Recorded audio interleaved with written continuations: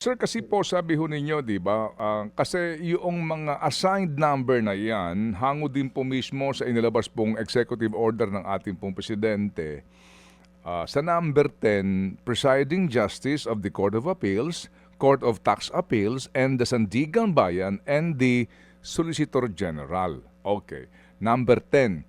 Ngayon, kung iyan ay ipagagamit, assuming lang nakakuha siya ng permiso from LTO, no, binigyan siya ng otoridad na gamitin to number 10, doon pa lang po may mali na kaagad kasi sinasabi po dito dapat based then on your salary grade.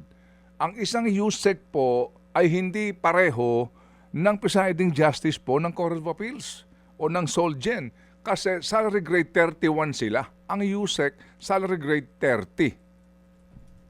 Kaya tama po kayo. Kaya po kailangan po natin na maimbestigahan po yan.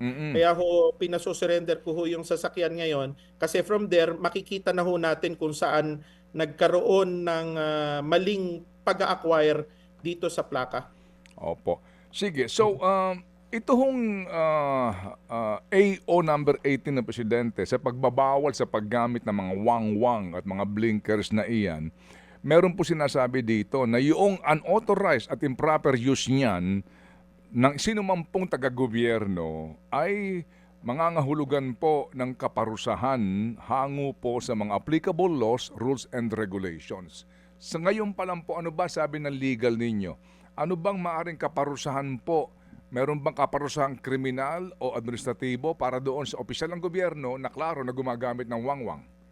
Meron po, may mabigat po na kaparusahan yan. Alam naman po natin, Kated, na nung araw pa talagang may pinagbabawal na yan. Maliwanag naman ho kung sino lang yung mga authorized na pwedeng gumamit ng wangwang at blinkers. Ngayon, yung pagdating ho sa penalties, charges na dapat niyang ikaharap ay after may investigation, talagang i-impose po natin talaga yung pinakamabigat na dapat na i-charge natin sa kanya. Kaya kanina nagsalita din ako hindi lang sa kanya, hindi lang tungkol dito sa viral video na to kasi napansin ko, Kated, na madaming hindi authorized na gumagamit ng wangwang. Kahapon lang sa amin sa Batangas, nakasalubong ako, wala ng plaka, nakawangwang pa, dalawa. So talagang maghihigpit ako sa ganyan. Kaya hindi lang dito sa kaso na to, pati dun sa mga iba na hindi gumagamit ng unauthorized wangwang. Mga kapatid, brothers and sisters, saan ka pa? Dito na tayo sa totoo.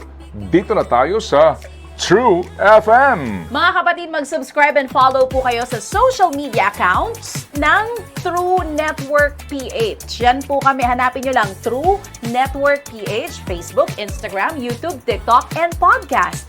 Mapa Apple or Spotify man yan, mahahanap nyo kami. Lahat ng mga napapanood at napapakinggan nyo po sa programa, nasa social media accounts namin yan. So, paano mga kapatid? See you sa social media! Dito tayo sa